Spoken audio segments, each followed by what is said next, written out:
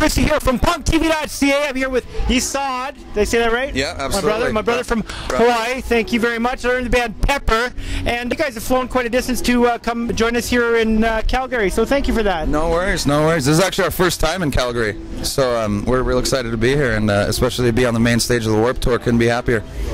How did you score that deal, dude? A lot of reach arounds and hand jobs. Seriously, no. Actually, in all honesty, we started on this tour in 2001, and we were like the black sheep of the tour. We were setting up and breaking down the Volcom stage, and driving ourselves in a van and playing a set every day. So it's like we started there, and now we're here. So it's really like come full circle, I like to say. So it's been a long road, not an overnight thing. And nothing of any value is done overnight. No, I always say the longer it takes to build up, the longer it's going to take to fall down. You know what I'm saying? I live by that. All right, so tell us about your band, and tell us about, being pretty much the only Hawaiian band I've ever heard of, except for Don Ho. Right. And the only Hawaiian person I've ever heard of, aside from Dog, the bounty hunter. Right, well, and now you know that Jack Johnson is from Hawaii, too. I had no way of knowing that. Yeah, now you do know. But yeah, as far as our band, we started on a different island than Jack Johnson's from. We're from the big island of Hawaii, the island that's actually called Hawaii, and the town's called Kona. It's on the west side of the island where we're from, and we've been a band for about 10 years. We moved over to the mainland in '99, and we've been pretty much on the road ever since, just touring, doing like 200 shows a year. And like you were saying earlier, we have our latest album out. It's called No Shame, that we're out here promoting. That's out on our own record label as well, called Law Records, which we do our own records. We do a bunch of other great bands, the Supervillains, Splinter the Rat, Pacifier. We got a great roster on there, so we're pretty self-contained unit. With all the bands that we ever signed to our label or we come across, that's the main thing. Like, the most effective bang for your buck is getting in a van and getting out there and pounding the pavement and touring and going and seeing the people that are actually supporting you face to face. That's definitely.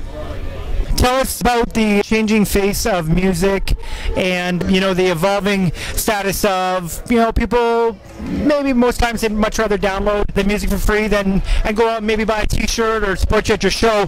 Tell us about how that's changed you as a record label owner and, how you plan to move into the future, knowing that downloads are only going to continue and probably get worse. CDs are never going to be sold in stores again after maybe 5 years from now. Well, yeah, I mean, 3 to 5 years there probably won't be any physical CDs or major record labels out there. So, but as far as how it pertains to us, to Pepper and the Law Records is, I mean, our bread and butter's on the road, like I said, and that's what we rely on as far as our career and making a living. So anything else like record sales or anything else is just like icing on the cakes. It's not something we count on or expect. It's something we kind of just like are stoked when it happens. You know what I mean? Same thing with radio and any of that kind of stuff. That's just not something we rely on. It's just icing on the cake for sure. Yeah, you guys are probably well versed at selling goods back in Hawaii. Yeah. Selling things to your fans and your records and whatever else. You're selling person to person. And if you understand that nature of person to person, all this highfalutin shit about selling records through stores and everything, it's really for 1% of all the bands. Right. Yeah, totally. I mean, and majority of all the records are getting sold through like the major outlets like Walmart and Best Buy anyway, and like, I mean, we've seen it with Tower Records shutting down, all that stuff. So yeah, I totally agree. I know, a big shake up with all the labels. So tell us, where can kids learn more about Pepper? You can go online. Pepperlive.com is our website. It's our official website. It's Pepper Live, all one word, and you can get to all the MySpaces through there, all the Law Record sites and all that stuff. So that's pretty much the hub for anything Pepper online. Pepperlive.com. We got 2 questions we ask everybody, and the first is, what would surprise kids most to learn about you? But I guess one of the things is that you have had a brush with celebrity in that Dwayne from Dog the Bounty Hunter is a friend of a friend kind of thing? Well, yeah, his son grew up in the same town we're from in Kona, so his son Leland was always the guy, like, we'd call him like the town rats. He'd always be hanging out like on the wall right downtown and like just like a fixture there. So yeah, we've known him growing up forever. That when the show finally blew up and we saw him on there, we're like, wait a second, that's no way. Yeah, so he's good in the show. Yeah, no, it's like Cops for the new age. You know what I mean? Dog the Bounty Hunter. Yeah.